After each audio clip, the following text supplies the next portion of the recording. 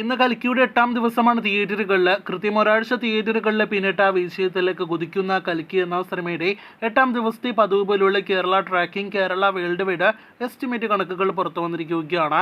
കേരള ട്രാക്കിങ്ങിൽ കഴിഞ്ഞ ദിവസത്തെ അപേക്ഷിച്ച് കളക്ഷൻ ഇടിവാണ് ഇന്ന് സംഭവിച്ചിരിക്കുന്നത്.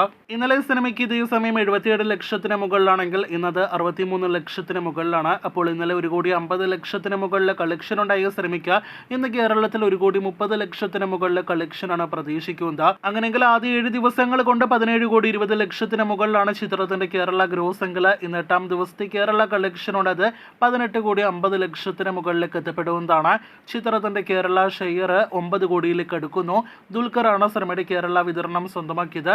സിനിമ നേരത്തെ തന്നെ കേരളത്തിൽ വിജയിച്ചു കഴിഞ്ഞതുമാണ്. ഇനി വേൾഡ് വൈഡ് എസ്റ്റിമേറ്റ് കണക്കുകളിലേക്ക് വരികയാണെങ്കിൽ പ്രതിദിന കളക്ഷനിൽ സിനിമയ്ക്ക് ഒരു ഇടിവ് സംഭവിക്കുന്നു എന്നത് വേൾഡ് വൈഡ് കളക്ഷനിൽ കഴിഞ്ഞ ദിവസത്തെ കളക്ഷൻ എല്ലാം തന്നെ വെച്ച് നോക്കുമ്പോൾ വ്യക്തമാണ്. 650 കോടിയോളം ബഡ്ജറ്റിൽ തിയേറ്ററുകളിലേക്ക് എത്തി ഈ ബ്രഹ്മാണ്ഡ ബിഗ് ബഡ്ജറ്റ് പാനന്തൻ സിനിമയുടെ 700 കോടി ഒഫീഷ്യൽ കളക്ഷൻ പോസ്റ്റർ ഇന്നലെ രാത്രിയോടെ പുറത്തു വന്നതാണ്. ആ ഒഫീഷ്യൽ കളക്ഷൻ വെച്ച് നോക്കുകയാണെങ്കിൽ ഇന്നത്തെ 8ാം ദിവസത്തെ കളക്ഷനോടെ 750 കോടിയുടെ പോസ്റ്ററും പുറത്തു വരേണ്ടതാണ്. എന്നാൽ ട്രാക്കേഴ്സ് ഫിഗേഴ്സ് പ്രകാരം 641 കോടി കളക്ഷനിലേക്ക് 7 ദിവസങ്ങൾ കൊണ്ട് സിനിമ എത്തപ്പെട്ടിട്ടുള്ളൂ. ഇന്നത്തെ കളക്ഷനോടെ മാത്രമേ 650 കോടി രൂപയ്ക്ക് മുകളിലേക്ക് സിനിമയുടെ വേൾഡ് വൈഡ് ഗ്രോസ് എത്തപ്പെടുകയുള്ളൂ. 660-675 കോടി റേഞ്ചിലാണ് കൽക്കിയുടെ 8 ദിവസത്തെ വേൾഡ് വൈഡ് ബോക്സ് ഓഫീസ് കളക്ഷനായിട്ട് നിലവിൽ നാം പ്രതീക്ഷിക്കുന്നത്.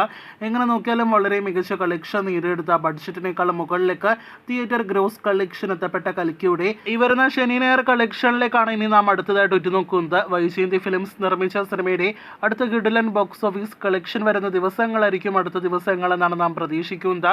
കാത്തിരിക്കൂ കൂടുതൽ കൽക്കി വാർത്തകൾ കേട്ട്.